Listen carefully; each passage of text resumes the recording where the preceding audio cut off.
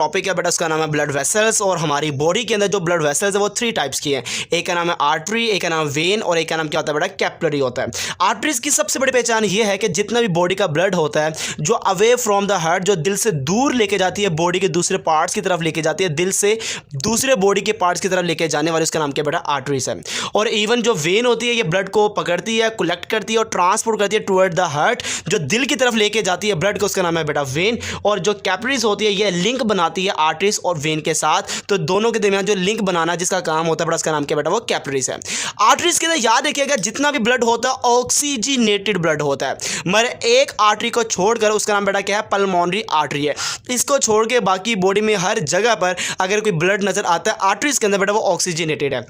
और पूरी बॉडी के अंदर अगर वेन्स के अंदर देखा जाए तो डीऑक्सीजनेटेड ब्लड होता है, मगर मेरे बच्चे छोड़कर पल्मोनरी वेन को इसके अंदर ऑक्सीजनेटेड होता है, बाकी पूरी बॉडी के वेन्स के अंदर डीऑक्सीजनेटेड ब्लड होता है। और कैपिलरीज के अंदर मिक्स होता है, ऑक्सीजनेटेड भी होता है और डीऑक्सीजनेटेड भी होता है, तो दोनों तरह का ब्लड आपको नजर आता है, ऑक्सीजनेटेड और डीऑक्सीजनेटेड, जिसका नाम क्या बेटा, कैपिलरीज है। आर्टरीज के अंदर कोई वाल्व नहीं होता, मतलब कि ये ब्लड जो फ्लो करता है आगे फॉरवर्ड जाता है, बैकवर्ड आने से रोकने के लिए वाल्व होते हैं, मगर इसके पास वाल्व नहीं होता। मगर दो चीज़ों को छोड़ के एक का नाम पल्मोनरी ट्रंक है और एक का नाम अरोटा है। अरोटा और पल्मोनरी ट्रंक के अंदर वाल्व होता है, वैसे किसी भी आर्टरीज के अंदर कोई वाल्व नहीं मौजूद होता है। और जो वेन होती है इसके पास वाल्व प्रेजेंट होता है, जैसे ये आपको नजर आ रहा है, जो बेटा बैक फ्लो को प्रिवेंट करता है, ब्लड को पीछे आने से रोकता है, ये वाल्व आपको वेन्स के अंदर नजर आते हैं। और जो कैपिलरीज है इसके अंदर कोई भी वाल्व नहीं होता है, एब्सेंट होता है बेटा वाल्व वगैरह। अगर आर्टरीज के अंदर देखा जाए जो ब्लड प्रेशर है काफ़ी ज़्यादा होता है, हाई ब्लड फ्लो यहाँ पे आपको नजर आता है आर्टरीज के अंदर, मगर यहाँ वेन के अंदर लो ब्लड प्रेशर होता है और यहाँ पे बहुत कम ब्लड प्रेशर जो नजर आता है वो बेटा कैपिलरीज के अंदर होता है।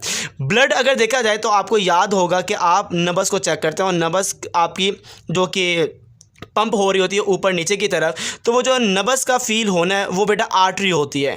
और आर्टरी बेसिकली डायरेक्ट ब्लड को लेकर आ रही होती है हार्ट से, तो जिस तरह जो दिल है वो धड़कता है उसी तरह वो पल्स आपको महसूस होती है। तो जो वेव वो पल्स है due to heart beat can be detected, ये आर्टरीज के अंदर होती है। नब्ज जो कि आर्टरीज, जैसे आपको पता है यहाँ पे आप हाथ रखते हैं तो आर्टरीज के अंदर होता है, ना कि ये जो आपको नजर आ रही है वेन के अंदर। पल्स आपको नहीं महसूस होती वेन के अंदर, वहाँ पे आपको पता है कोई भी उसके अंदर पंपिंग वाला सिस्टम आपको नज़र नहीं आता। ना कैपिलरीज के अंदर आपको पल्स नज़र आती है, सिर्फ और सिर्फ आपको नज़र आती है किसके अंदर बेटा, आर्टरीज के अंदर नज़र आती है पल्सेशन, जो कि आप क्या देखते हैं कि वो ऊपर नीचे दिल के साथ ही वो भी अपने आप को पंप कर रही होती है।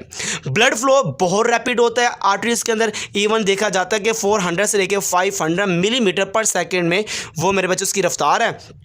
और इसी तरह वो डिक्रीज़ होती जाती है, अरोटा से आगे डिक्रीज़ हो जाएगी आर्टरीज़ के अंदर, और यही ब्लड फ्लो डिक्रीज़ हो जाएगा आर्टरियोल्स के अंदर। बट सबसे मैक्सिमम जो ब्लड फ्लो आर्टरी जिसके अंदर नज़र आता है बड़ा, उसका नाम है अरोटा है। इसी तरह जो ब्लड फ्लो होता है वेन्स के अंदर ये इंक्रीज करता है from smaller to larger vein. और इसी तरह ब्लड फ्लो अगर देखा जाए कैपिलरीज के अंदर ये बहुत स्लोवेस्ट होता है, लेस देन 1 मिलीमीटर पर सेकेंड, 1 मिलीमीटर पर सेकेंड अगर देखा जाए, जो कि बहुत कम मेरे बच्चे रफ्तार है, ये कैपिलरीज के अंदर होती है। अगर देखा जाए बोर के लिहाज से तो ये इसका स्मॉल बोर होता है, ये छोटा सुराख होता है आर्टरीज का, और थिक वॉल होती है। बोर के लिहाज से इसका लार्जर बोर होता है और थिन वॉल होती है, और ये काफ़ी लार्जर बोर होता है। और ये मेरे बच्चे वॉल्वन सेल थिक होती है, एक सेल की थिकनेस आपको नजर आती है कैपिलरीज के अंदर। इसी तरह अगर देखा जाए फॉर एग्जांपल जो आर्टरी है इसकी जो थिक मसल लेयर होती है और इसके अंदर इलास्टिक फाइबर भी मौजूद होते हैं। यही वजह है कि elasticity helps changing the pulsing flow of blood, तो आपको वहाँ पे पल्सिंग चेंजिंग नज़र आती है क्योंकि इसके अंदर इलास्टिसिटी मौजूद है।